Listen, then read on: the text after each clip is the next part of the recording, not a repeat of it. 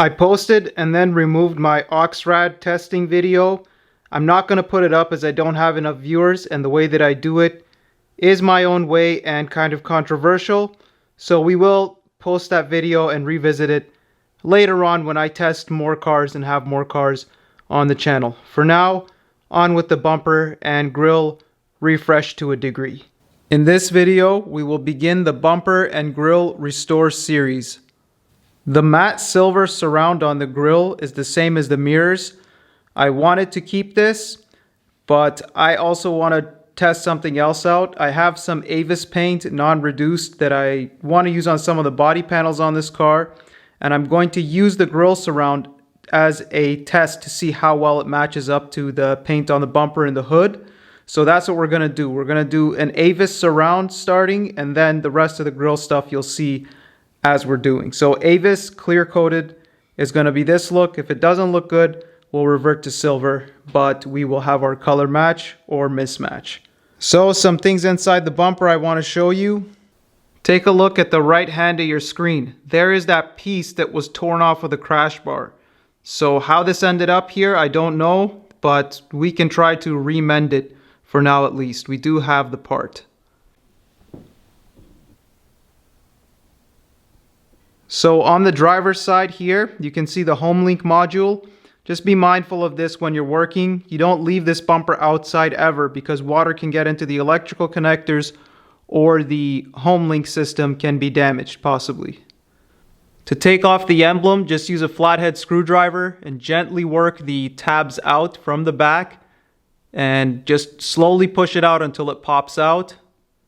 So now we're looking here and here. These hold on the license plate holder / filler. Just bend them down and push out gently. I recommend you do all of the push tabs while the bumper is still intact, just so that you have the stability of it and you have a lower chance of breaking tabs. Because when you have the whole grille out, it's going to be more difficult to be precise and put force and not break things. In order to get the grille out, there is a very high series of T20 Torx bolts all around the back. Some of the bottom ones are rusted for me, so just gently crack them loose so you don't strip them, and then you can zip them out with the drill, but screwdriver is probably your best way to go here. Alright, so as I put my screwdriver on there, I haven't done anything yet. You can see the L-shaped piece of plastic that goes behind the locking tab? This one is intact, healthy. Now look at this one. Whoever put it back did it carelessly. I'm hoping it isn't cracked to the point that it's broken, but you can tell that this one was never installed properly. And honestly, even as careful as I am, it might break on the way out. I'm really hoping it doesn't. So as you saw there, I gently pushed on those. It seems that you need to undo the Torx bolts first, and these are just holders, which makes sense. So we should be fine. I'm now going to zip out all the T20 bolts. There's the T20 bit.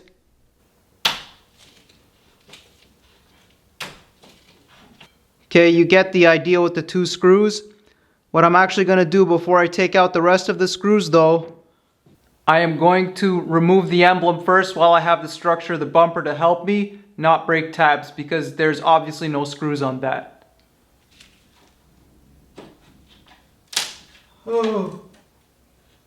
So I slightly broke one of the tabs. I gotta be really careful. These tabs are almost so fragile that I just want to leave it in.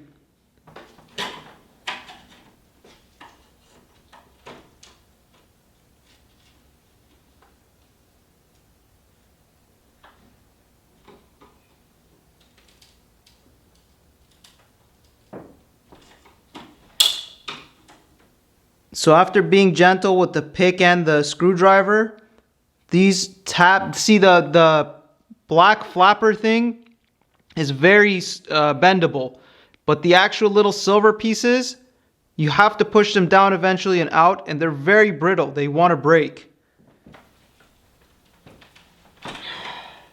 So after a few attempts, even pushing by finger and holding the whole bumper with my thigh, those tabs will come out. They're all intact, but the amount of force required can possibly break, I would say, half of them. So unfortunately, we're going to keep them in. It's going to be a bit harder for me, but I'm just going to mask off the chrome emblem. So let this be a lesson for you. If your car is older and you know the plastic's been heat cycled in some way, or it's just old plastic, it can break. So don't take the risk. Or if you're figure it out and do it.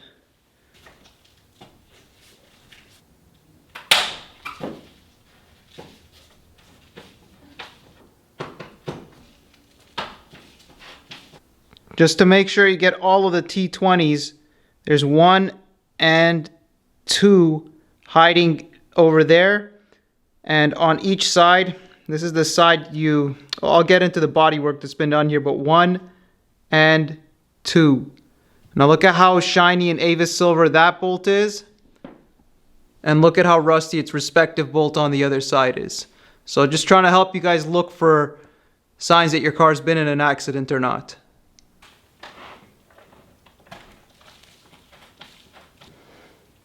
This one was so rusty it almost stripped right at the beginning. So this is why the screwdriver with firm inwards force is important. And also I held the bumper from the front to give the maximum force I could with that Torx bit inside there to ensure that it doesn't strip.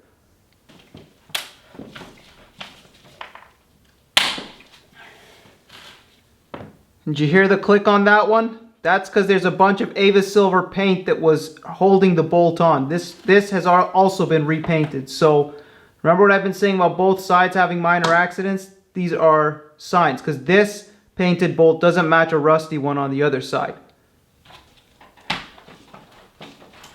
So at this point you can say I only have 2 Torx bolts left. Remember we discussed those 2 things inside there. One is broken, one is not. I don't mind if this grill falls forward because it's on a carpeted floor, but be aware of this. Have someone stand in the front or have a mat on the other side in case it decides to belly flop on you, but there should be retaining tabs holding things in. I'm pretty sure there's 2 at the top.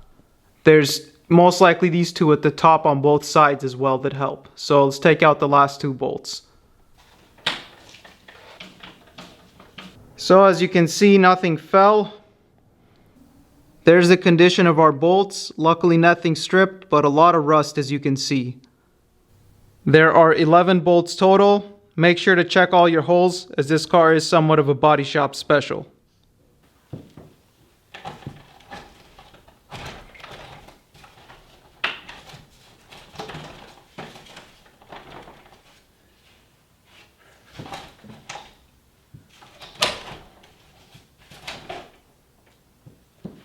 Fortunately, that bracket retained its shape. Nothing made weird clicking sounds. And this one seems intact enough that with the bolts, it's not even really important if it exists there. So we're going to be looking into the passenger side so I can show you some of the accident damage that has been poorly repaired, where that crash bar bump stop was torn off. Look here, they didn't even bother mending the crack properly, so I'm going to have to do something about this later. Before we remove the plate filler, I want to go around the grill surround and show you also where it was cracked and bondoed and why this finish didn't look really good to begin with. So on the same side I just showed you where there was a crack in the bumper, the grill surround is all busted up and bondoed, and some poor paint you can see on the plate filler there. That's as good as I can get the light, but you can see that raggedy finish and all the Bondo. It gets a little better for the rest of it, but just that one corner is the reason why we are going to repaint it primarily, but it will look good after this. Now I'm going to flip it over on the carpeted ground and we're going to figure out the tabs. You see, with the lighting that is here, you can see it. But that's way at the bottom, that crack, that bumper has been repaired and repainted there, you can tell. And another reason I'm testing this Avis paint to at least repaint the front bumper at some point is because you can see that pinkish, whitish Bondo color in this section at the bottom of the driver's side under the fog light grille. These things aren't major, but on a hill with nice sunshine and you see the car from front on, you can see it. The rest of it is pretty good, but I just wanted to show you what kind of things also to look for sometimes with body shop paint, because they will not prime it like they didn't prime this bumper. And please forgive Canon for this autofocusing garbage. So the plate filler is held in by those two plastic rivets at the front, so just gently pop those out with 2 screwdrivers or a trim tool. And then all along the top you have these sturdy clips that you need to bend back a bit and push out. And you also have similar clips where you're just going to lift and push a bit. Just do it all gently with even motion across the entire grill so that you don't break tabs.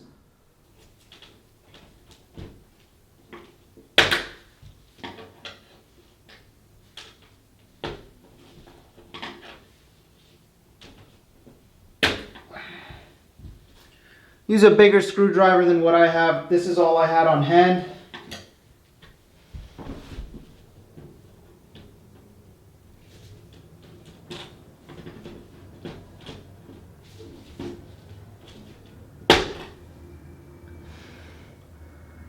Okay, so you see that came out a little tougher than you thought, but they come out. And we're refinishing this, but you can see I couldn't have been too gentle with that really small screwdriver.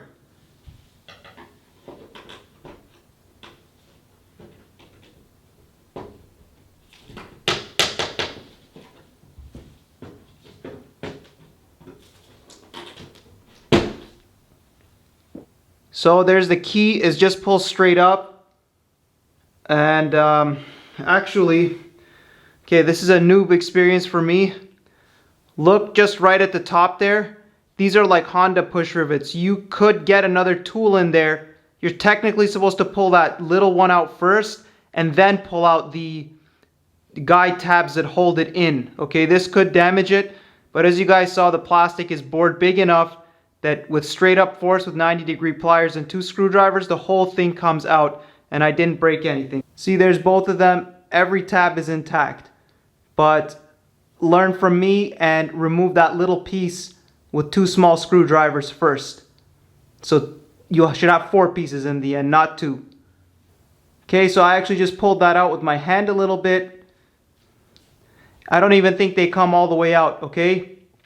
So disregard Canon autofocus, but pulling them out a bit releases the tension on the end of those triangular ends, which is what will allow you to easily then pull them out of the hole. Okay, so you saw it wasn't necessary, but that's what it is. So they're not fully removable push rivet tabs. They are partial. Let's try the other one.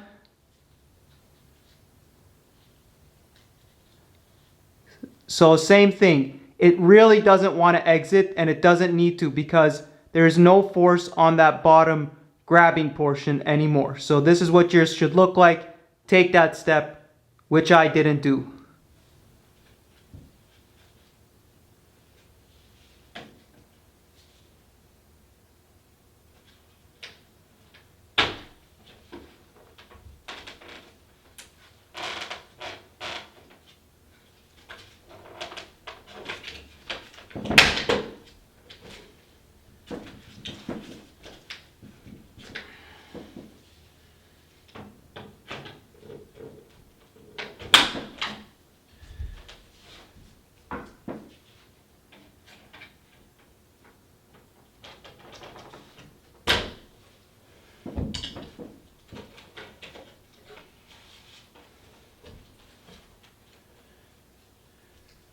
Alright, so as you saw there, the 3 on the bottom are just straight. They don't have any holders in them. It's the top ones that you got to do the screwdriver pry around. So this is the shape you're dealing with on the 4 tabs along the top. Just be gentle not to break them. But it's pulled towards yourself. So where I am with the camera at the bottom of the grill, so where the ground would be. Man, that's hard to visualize. Okay, this is where I am. So you pull down on this one with the screwdriver and you push down at the same time. Be gentle, don't break tabs. So I've got the plate filler on the ground. I saw this earlier, but I'm going to show you guys now so you look for it on yours. See down at the bottom left and at the bottom right, there are those 2 holes. Those are 2 holes that are supposed to accept screws, and the grill has a spot for it for those 2 butt in. Either the bumper or the grill. Right now I'm laying down and I can't remember this, but there's supposed to be 2 screws there. I'm mostly going to use zip ties if the threads are torn off or something, but that could be the cause of a small plastic rattle that you might hear on your car, because this plate filler had a little bit of play on it because of that, although I don't think it's a severe sound. So on to the next step. Now you can go more steps further, and that air intake, snorkel intake at the top left and the entire grill have a ton of little clips all around the inside that will disconnect the grill surround from those plastics, making it easier to paint the two or replace the grill surround, and you will not have to tape off. But the size of the clips that I saw with the brittleness of stuff I've seen on this car, man, just a little bit of masking tape isn't going to kill me. I'm going to keep this all together. That's far tore down enough for me on this Body Shop Special RS4. So you can look forward to me working it on working on it like this. You can separate those if your car is in better condition and more easily paint or refinish everything. And you can see another reason I don't want to take it out because of broken clips and stuff. You see all these cracks and the Bondo work done on the grill surround there. You can even see how it's bulging out oddly compared to the other side. So know your cars. This RS4, not taking the risk, although I probably could remove the parts. So here's a look at all the tabs around that remove the black plastic. You guys saw that I had trouble with the brittle tabs for the front emblem. So for such a large piece that's so delicate, I'm not going to risk breaking any of those tons and tons of tabs. Masking tape will be fine. And for those of you thinking of just pushing out firmly on those 2 tabs, that only helps to release the bottom side clips for the emblem really well. It does not help with the whole one. You still have to put some force on these tabs. So don't get excited and push too hard on those. Although if your car's plastics are in better condition, you can use those 2 bottom protruding things to push down with more even force on the whole emblem to pop it out.